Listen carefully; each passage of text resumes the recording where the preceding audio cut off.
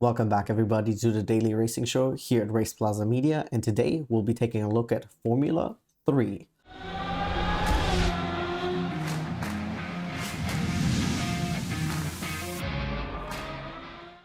As always, when we're taking a look at a new series here on the channel, we'll be breaking it down for you guys. What, when, where, and anything else you might want to know about Formula 3. What is Formula 3? Formula 3 is an international open seat racing championship that was actually started not too long ago. The official F3 championship, the way we know it today, actually just started in 2019.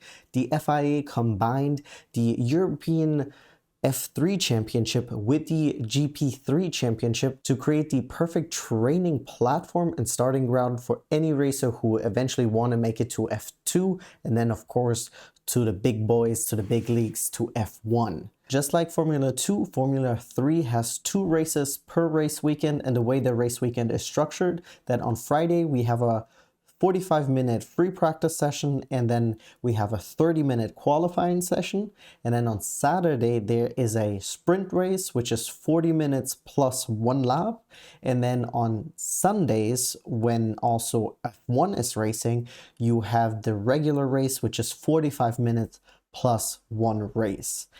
When is Formula 3 starting? It is starting at the end of the month, the same weekend that Formula 1 is back on, because they are racing on the same tracks as Formula 1 and Formula 2. However, they do 10 races or 10 rounds per season compared to the 23 or 24 the Formula 1 guys are doing. And as always, I do want to bring up where you can watch it. So with Formula 3, it is important kind of where you are located. So I will drop down a link below. Depending on your region, there's different areas where you can watch it, but the general consensus is wherever you can watch Formula 1 is also where you can watch Formula 3. So for me, I have the Formula 1 TV app, so this is where I can watch it, as well as ESPN here in the US. But let's say if you're located in Germany, I believe Formula 1 is currently with Sky. So if you have Sky Sports, you can watch Formula 1 as well as Formula 3 on there as well.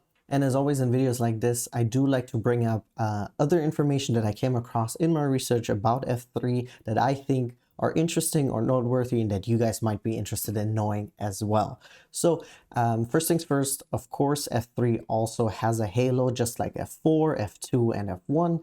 Everyone gets a halo these days. Number 2 is, unlike F4, F3 now also already have DRS included in their car.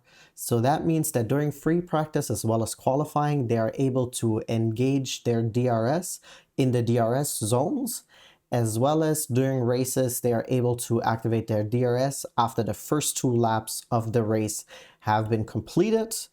And of course that they're within a second of the driver ahead of them when the DRS detection zone is passed. A few more things about the car itself. If you guys watched our Formula 4 video on the channel, I told you guys that Formula 4 cars all currently have 160 horsepower. In Formula 3, where everyone is racing in the same car as well, they're actually jumping quite a significant amount. So we're going from 160 horsepower to 380.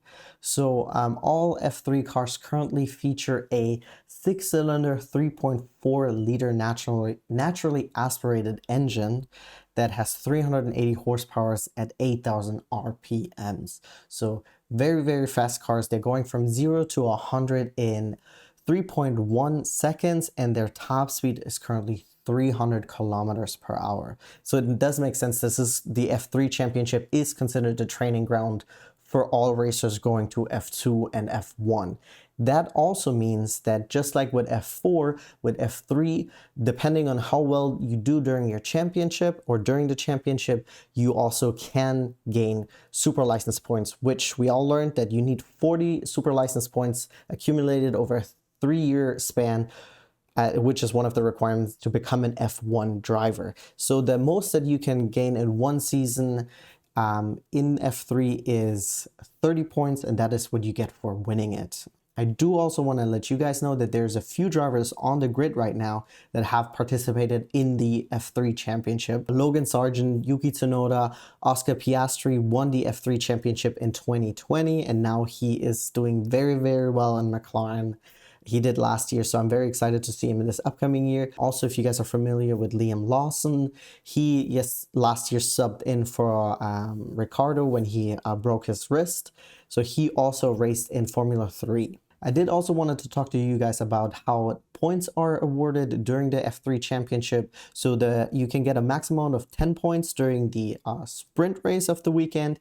And then on the regular race, it is awarded the same way it is in F1. So the first place gets 25 points, then it's 18 points, 15, 12, and so forth. In each race, you can also get an extra point for fastest lap. However, you have to finish in top 10 in order to be able to get it. So if you finished out of the top 10, then it would go, I guess, to the second fastest lap.